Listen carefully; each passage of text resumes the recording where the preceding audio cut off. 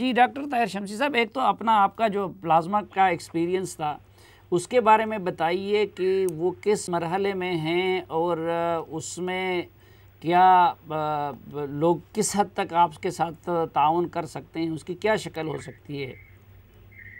جی جناب، بہت اہم بات کی طرف توجہ دلائی آپ نے اور مجھ سے بات کر رہے ہیں۔ میں آج سب سے خوشخبری میری زندگی کا آج بہت خوش قسمت آج دن یہ ہے کہ اس کورونا کے سلسلے میں کے پی میں پلازما کی کلیکشن کے ساتھ پلازما سے جو پہلا پیشنٹ جو ہے اس کلینکل ٹرائل میں انرول ہو گیا ہے، الحمدللہ ماشاءاللہ۔ الحمدللہ میں اتنا فکر مند تھا، اتنا پریشان تھا کہ جتنے رفتار سے لوگ وہاں پہ اموات ہو رہی ہیں اور لوگ پریشان ہیں، کوئی صورت نکلے کہ کوئی اللہ کے بندہ آگے بڑھے، آ کے پلازما ڈونیٹ کرے اور وہاں کے ڈاکٹرز جو ہیں اس کو ٹیک اپ کریں اور اس کلینکل ٹرائل میں پارٹیسپیٹ کریں۔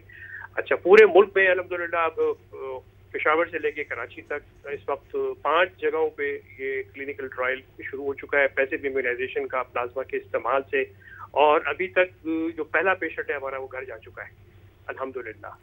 یہ کہاں پہ؟ یہ خیبر پختونخوا کی بات آپ کر رہے ہیں؟ نہیں، اب میں پورے پاکستان کی بات کر رہا ہوں۔ کراچی میں جو پہلا پیشنٹ تھا الحمدللہ وہ ڈسچارج ہو کے گھر چلا گیا، اور دوسرا پیشنٹ جو وینٹیلیٹر پہ تھا وہ آف وینٹیلیٹر ہو گیا، اس کو بھی تقریباً وینٹیلیٹر سے آف ہوئے 4-5 دن ہو گئے آج۔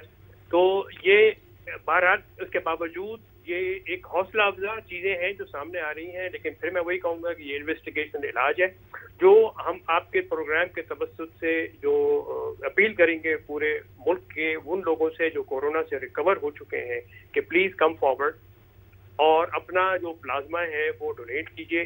آپ کو پلازما ڈونیٹ کرنے کے لیے کراچی آنے کی ضرورت نہیں ہے۔ آپ پشاور کے رہنے والے اگر ہیں، کوہاٹ کے رہنے والے ہیں، مردان کے رہنے والے ہیں، پشاور تک آنے کی تکلیف کرنی پڑے گی یا ان سے رابطہ کر کے حیات آباد میڈیکل کمپلیکس والوں سے وہ آپ کو ٹرانسپورٹ کا بھی انتظام کروا دیں گے۔ آ کے پلازما ڈونیٹ کیجیے۔ آپ اسلام آباد کے رہنے والے ہیں، پمس میں آ کے ڈونیٹ کیجیے۔ پنڈی کے رہنے والے ہیں، پنڈی میں Rawal Pindi institute of urology میں اپنا پلازما ڈونیٹ کیجیے۔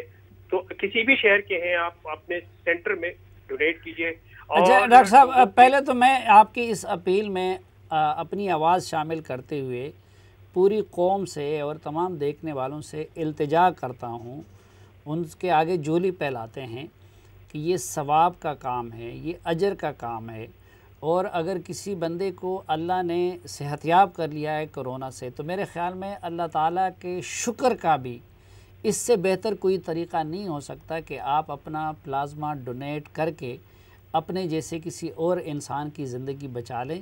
تو ڈاکٹر صاحب کی اپیل پہ ہمیں امید ہے کہ پوری پاکستانی قوم اور وہ لوگ جو صحت یاب ہوئے ہیں وہ لبیک کہیں گے۔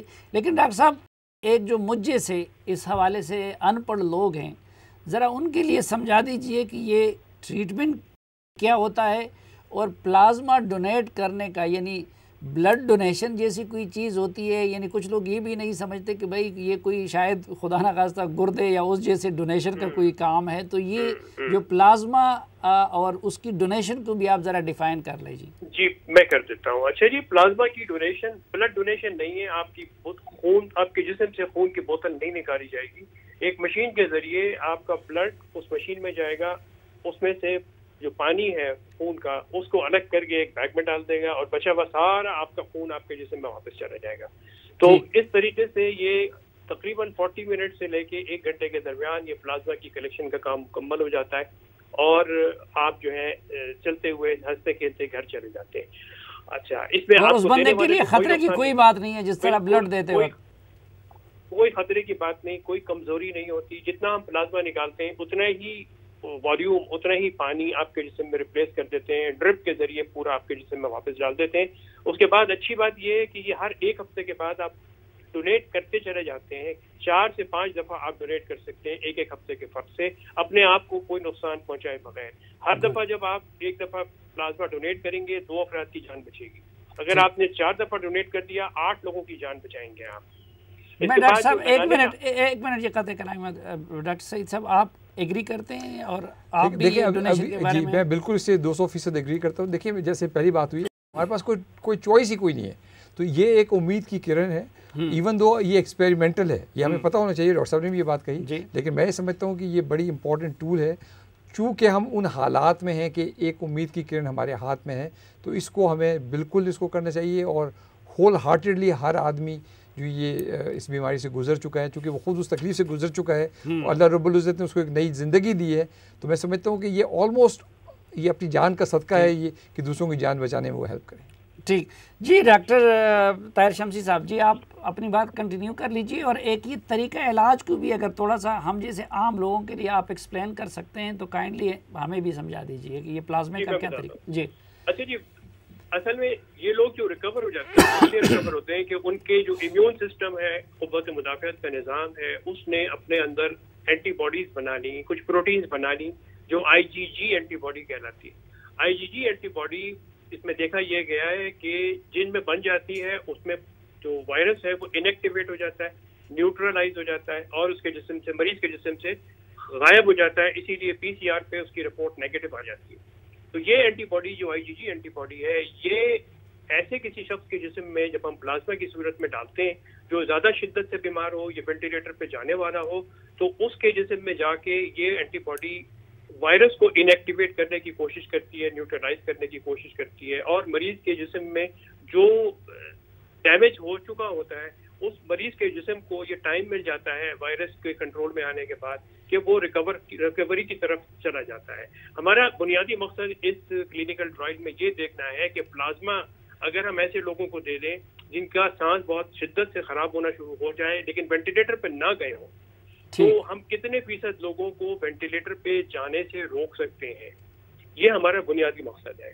تو اگر ہم کامیاب ہو جاتے ہیں تو وینٹیلیٹر جو اس وقت پورے ملک میں ایک شارٹ ہوئے ہیں اور ایک پریشانی کا عالم ہے کہ جتنی ضروریات ہیں، امریکہ جیسے ملک میں وینٹیلیٹر کی قلت ہو گئی تھی، تو ہمارے ہاں تو کوئی صورت ہی نہیں ہے کہ ہم وینٹیلیٹر کو مہیا کر سکیں یا وینٹیلیٹر چلانے والے اسٹاف اتنی بڑی تعداد میں کہیں سے پیدا کر سکیں جو ہمیں ہمارے مریضوں کی دیکھ بھال۔ ڈاکٹر صاحب یہ تو آپ کی کاوش تھی یا آپ نے اس کو ڈیولپ کیا، لیکن کیا باقی صوبوں، باقی ہاسپٹل تک وہ ڈاکٹر اس طریقے علاج کو جس طرح آپ پروپوز کرتے ہیں وہ سمجھتے ہوں گے، اور کیا گورنمنٹ نے باقی ہسپتالوں میں اس کو الاؤ کیا ہے؟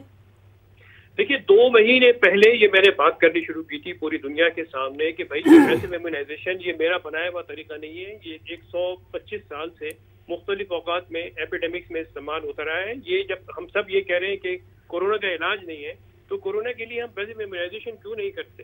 تو میری یہ خوش قسمتی کہ دنیا کے بہت سے ممالک میں میری طرح سے آواز اٹھانے والے آ گئے اور انہوں نے اپنے اپنے ملکوں میں جلدی یہ اپروول کروا لیے اور وہاں پہ یہ کلینکل ٹرائل اسٹارٹ ہو گئے۔ امریکہ میں 1500 اسپتالوں میں کلینکل ٹرائل شروع ہو گیا ہے، ٹھیک 600 سے زیادہ افراد جو ہیں اب تک ٹریٹ ہو چکے ہیں۔ پاکستان میں اب 2 مہینے کے بعد لوگوں نے کچھ سننا اور سمجھنا شروع کیا ہے۔ ابھی بھی بہت سارے لوگ ہیں جو کہتے ہیں کہ نہیں یہ سب بکواس ہے، کچھ نہیں ہو سکتا، اس سے کچھ نہیں ہوگا، لیکن اس کے باوجود 8 ہاسپٹلز ہیں جو کلینکل ٹرائل میں حصہ لینے کا انہوں نے شروع کر دیا ہے، ہمارے ساتھ شامل ہو رہے ہیں، پیپر ورک ان کا کمپلیٹ ہو گیا ہے۔ مجھے یہاں پر لوگوں کو سمجھانے میں تقریباً 1.5 مہینہ لگا، اس کے بعد جا کے سمجھ میں آئے، لیکن شروع ہو گیا ہے۔ چلو کوئی بات نہیں، شروع ہو گیا، اللہ تعالیٰ خیر کرے۔ جس نیت کے ساتھ یہ شروع کیا گیا ہے اللہ تعالیٰ اس نیت کو قبول کرے اور ہمارے پاکستانی بہن بھائیوں کی جانیں بچانے کی جو ہماری کاوش ہے وہ اللہ تعالیٰ ہمارے اس کام میں برکت ڈالے اور لوگوں کی جانیں بچائے۔ آمین۔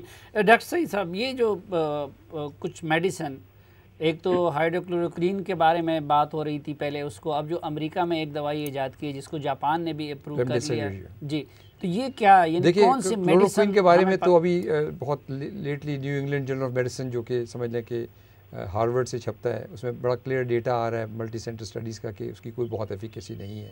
تو اس میں یہ بھی دیکھا گیا کہ جو لوگ کلوروکوین ٹریٹمنٹ پہ تھے وہ وینٹیلیشن پہ یا وینٹیلیٹرز پہ بڑے پرولونگڈ ان کی لائف ہو گئی، تو وہ بالکل کوئی افیکٹو ٹریٹمنٹ نہیں ہے۔ ریمڈیسیویر ایک بڑی پرومسنگ دوائی ہے لیکن ابھی بہت ارلی ان دا گیم ہے، ہم اس کی سائنٹیفک ریزلٹس کو آبٹین کرنے کے اندر. لیکن میں سمجھتا ہوں کہ ملٹیپل اور ڈفرینٹ مونوکلونل اینٹی باڈیز کا ایکسپیریمنٹ ہو رہا ہے کہ جس میں کہ کچھ نہ کچھ چیز نکل کے سامنے آئے گی انشاءاللہ. لیکن کمنگ بیک جو اس کا ہمارے جیسے لوگوں کو جو سلوشن ہے نا وہ بالکل پریونشن ہے. اور دوسرا آپ کی بات کو میں وہ جو جو ہم کر رہے تھے کہ کیا یہ جو گورنمنٹ نے کھولنے کا فیصلہ کیا ہے, میں بالکل یعنی شمسی صاحب نے اس کو بہت پولائٹلی کہا, میں ذرا سختی سے یہ بات کہنا چاہتا ہوں کہ یہ وہ ایبسلوٹلی رانگ ڈیسیجن ہے.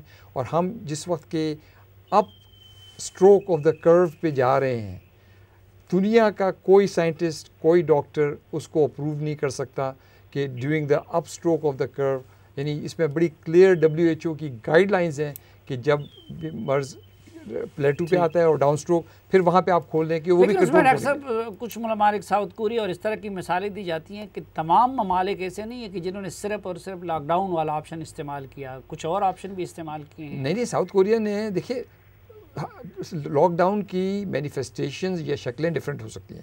ساؤتھ کوریا نے تو اتنی سختی کی کہ لوگوں پہ $2,500 یعنی انہوں نے بتا دیا. دیکھیے ساؤتھ کوریا نے کیا کیا, ساؤتھ کوریا جرمنی کی دو اچھی مثالیں. جرمنی کی جو وائس چانسلر ہے وہ بیسک بایولوجسٹ ہے, سائنٹسٹ ہے. وہ اس نے کیا کیا کہ ڈے 1 سے میسو اسکیل پہ ٹیسٹ کرنا شروع کیا, یعنی 1 لاکھ کچھ ڈیلی ان کے ایک زمانے میں 50,000 ٹیسٹ ہو رہے تھے. اور اس کے بعد اسی لیے آپ دیکھیں کہ نمبرز ان کے کوئی 1,80,000 یا پتہ نہیں کتنے ہیں, لیکن ان کی جو ڈیتھس ہوئی ہیں وہ 5-6 ہزار ہی ہوئی ہیں کمپیئر ٹو دا یورپ. تو انہوں نے کیا کیا کہ تو یہی چیز ساؤتھ کوریا نے کی. ساؤتھ کوریا اور جرمنی نے میسو اسکیل پہ ٹیسٹنگ کی, جو پازیٹیو تھے ان کو کوارنٹین. اچھا اس پہ آگے بھی بات کریں گے.